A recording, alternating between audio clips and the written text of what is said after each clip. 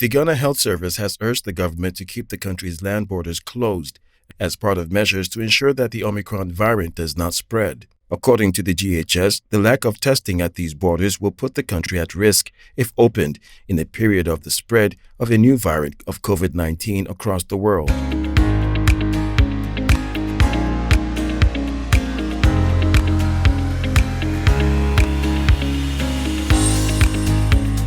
The Director General of the Ghana Health Service, Dr. Patrick Kuma-Abuaje, said that, quote, time is not ripe. Though the closure has had an adverse impact on the economy of border towns, it will be advisable we, quote, study the Omicron virus a bit, check with our neighbors and see how they are coping.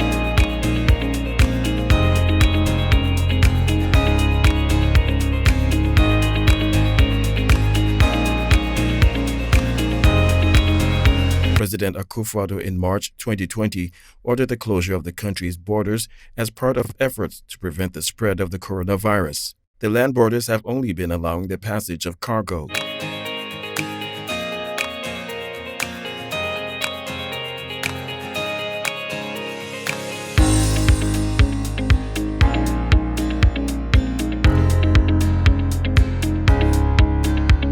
More than 50% of students who sat for the West African Secondary School Certificate examination have passed. This was contained in the provisional results of candidates released by the West African Examination Council. A statement by the council signed by Head of Public Affairs, Agnes Tay Kujo, said a total of 446,352 candidates made up of 221,439, representing 49.6% males, and 224,913, representing 50.4% females, from 965 schools entered for the examination. Quote, this figure is 18.8% higher than the 2020 figure of 375,763, it said. However, a total of 3,545, representing 0.79% of the candidates who registered, were absent from the examination.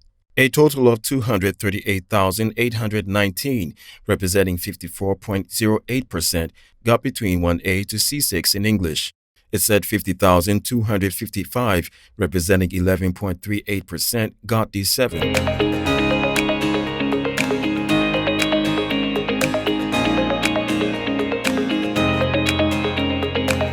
President Akuffo has pledged his commitment to free and fair elections in 2024 and assured that he will respect his two-term limit as head of state. In an address at the Kofi Annan Peace and Security Forum on Wednesday, December 8, 2021, President Akuffo urged fellow presidents in the sub-region to make similar pledges.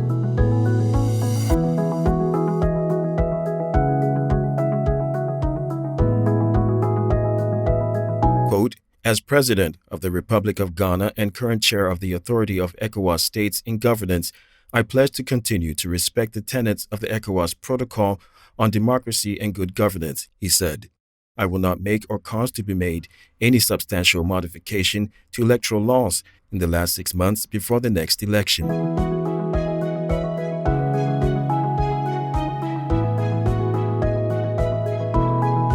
I will respect the two-term limit for the exercise of presidential authority as stipulated in the Constitution of the Republic of Ghana. I will hand over power to the next elected president on 7th January 2025 and will rally my fellow ECOWAS heads of state to take the pledge and support them as they continue to work towards democracy and good governance in their respective countries.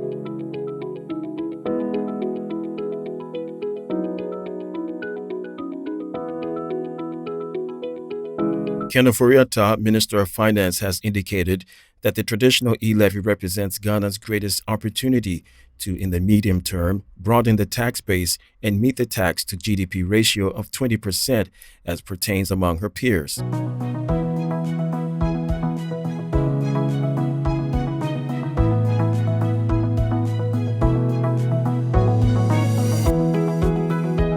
The minister also said to lessen the impact of the e-levy on consumers and subscribers, especially the more vulnerable, quote, "We shall work with all stakeholders, including the telcos, to ensure that the all-inclusive cost is reduced by 0.25 percentage point. We shall also ensure that administration measures will be taken to avoid attempts to evade the e-levy taxes."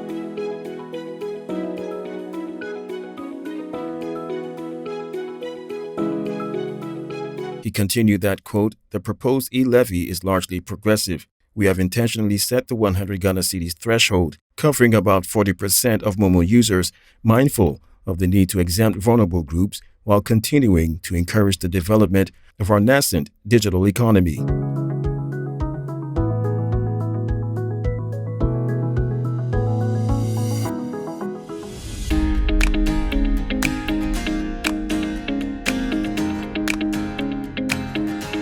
Tema Oil Refinery is expected to resume full-scale operations from June next year. Tor has been dormant for a while now due to what some have described as financial challenges. Sources say they are making some significant progress to start operations from the second quarter of next year.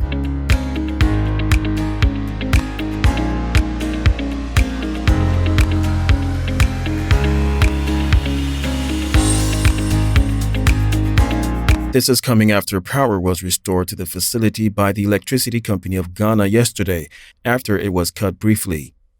The Interim Management Committee described the development as miscommunication between the head office of the ECG and task force team from Tema.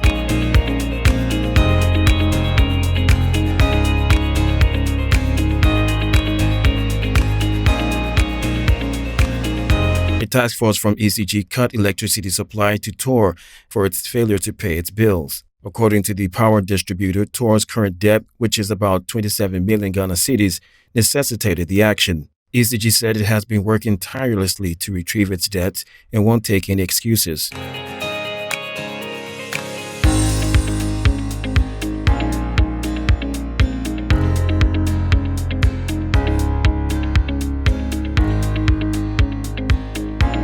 The Ghana Civil Aviation Authority has reiterated its commitment to execute the mandate of licensing air transport operations and providing air navigation services within the aircraft flight information region.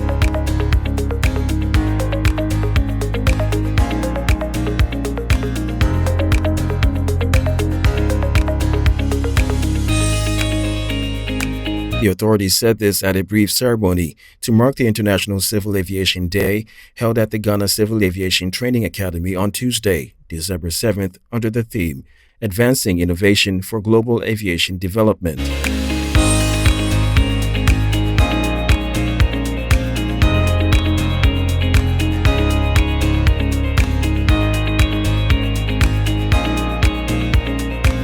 As the UN and world nations have now adopted Agenda 2030 and embarked on a new era in global sustainable development, the importance of aviation as an engine of global connectivity has never been more relevant to the Chicago Convention's objectives to look to international flight as a fundamental enabler of global peace and prosperity.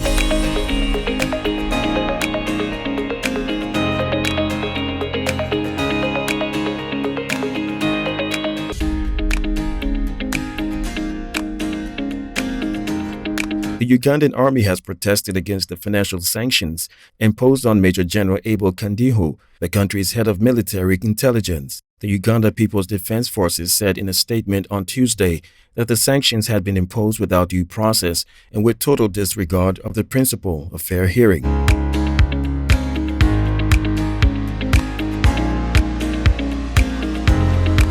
It said it was disappointed that such action had been taken by a country that Uganda considers a friend, a partner, and great ally.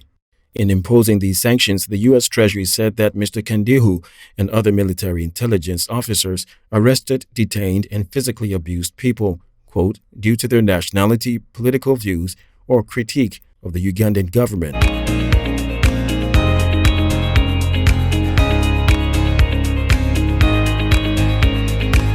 It said that those arrested were, quote, subjected to horrific beatings and other egregious acts, including sexual abuse and electrocutions, often resulting in significant long-term injury and even death. The sanctions come after reports that spyware made by Israeli cyber company NSO Group was used to snoop on the phones of U.S. Embassy staff in Uganda.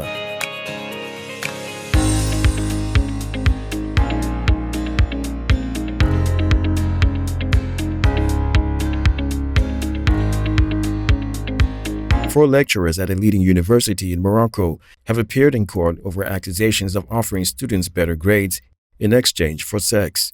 The academics have been charged with incitement to debauchery, gender discrimination, and violence against women. They have not yet pleaded.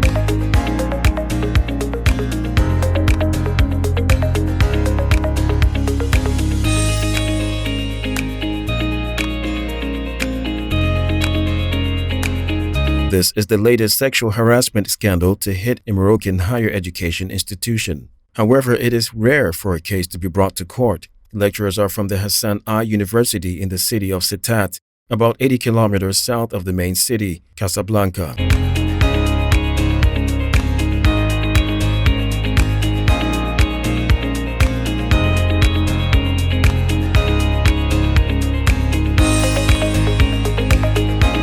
A fifth lecturer is facing charges of indecent assault and battery. The story came to light in September through the leaking on social media of messages that are said to have been between the lecturer and students.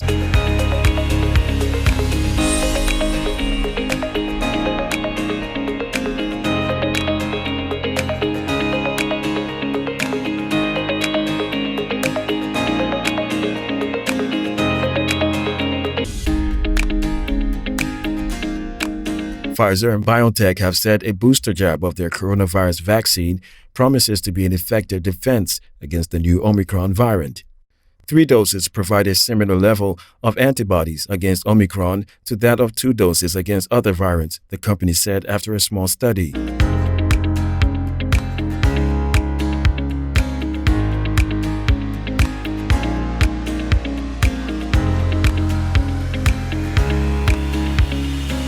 The World Health Organization earlier said vaccines should still work against severe Omicron cases. Researchers across the world are piecing together data about Omicron. It is the most heavily mutated version of coronavirus found so far.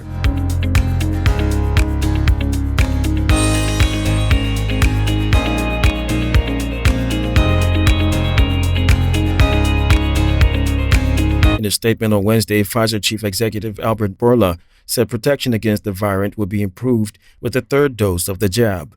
Quote, ensuring as many people as possible are fully vaccinated with the first 2 dose series and a booster remains the best course of action to prevent the spread of COVID-19, he said.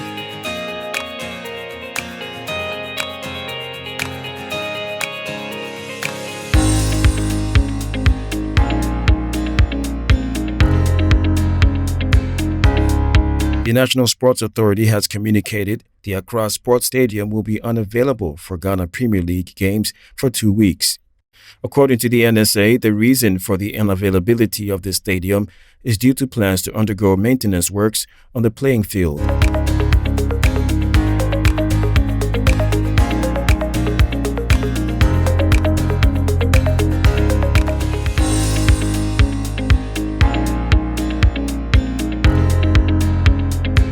In a letter addressed to the Ghana Football Association, the NSA says the renovation works will commence from Monday, December 13th to Sunday, December 26th.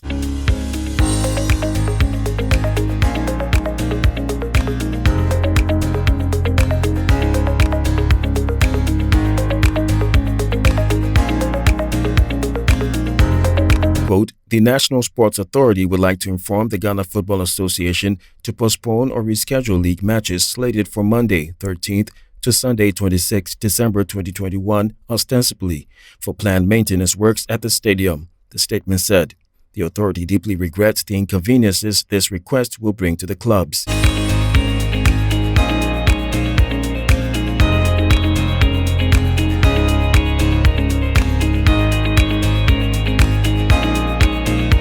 Ghana's Amputee men's football team have arrived in the country after their Africa Cup of Nations triumph in Tanzania. The team arrived at the Kotoka International Airport in the early hours of Wednesday, December 8, 2021, via a sponsored Turkish Airlines flight by the Ministry of Youth and Sports from Dodoma Tanzania to Istanbul before landing in Accra.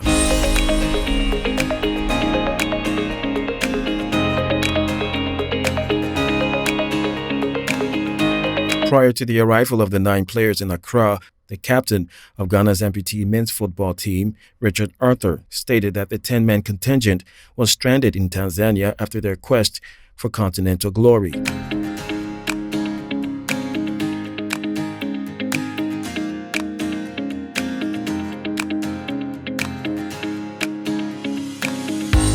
Luckily, the sports ministry came to their rescue, ensuring the team arrived in the country after conquering the continent in the maiden edition of the Amputee Africa Cup of Nations hosted in Tanzania. According to multiple reports, the trophy will be presented to President of Ghana and Youth and Sports Minister later.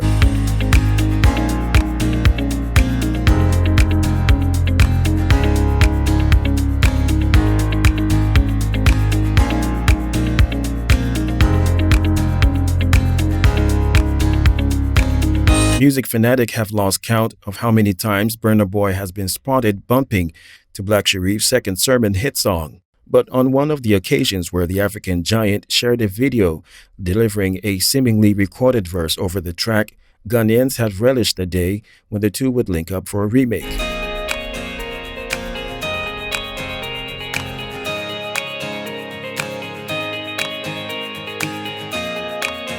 The second sermon remix was released on Wednesday, December 8, 2021, to a resounding reception from fans in both Ghana and Nigeria.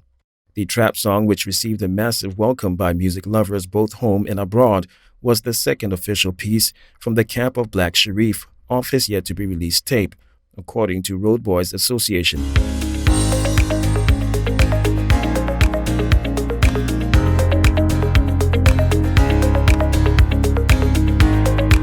Meanwhile, Black Sherif is scheduled to host a concert later this year, dubbed Muzama Disco, to climax what has been a phenomenal 12 months for the Konongo-born superstar.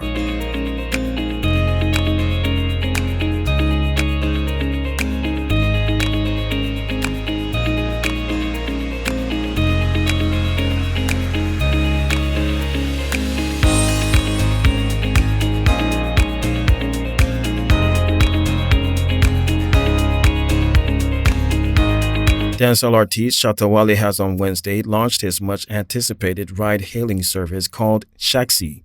Shaksi, an acronym for Shatta Taxi, is an initiative aimed at providing jobs for the youth in various communities.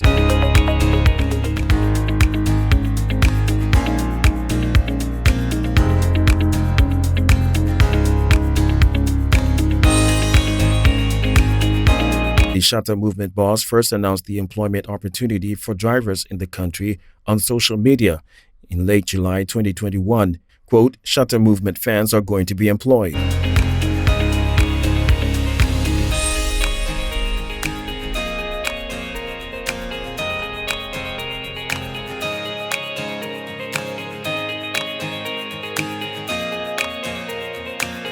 The youth are going to be employed. The street boys are going to be employed. Yes, we all can play a role in reducing the unemployment rate. It's coming to Shaksi, he tweeted at the time. Shaksi is looking forward to employing a lot more of the female population to encourage and empower women drivers, he added.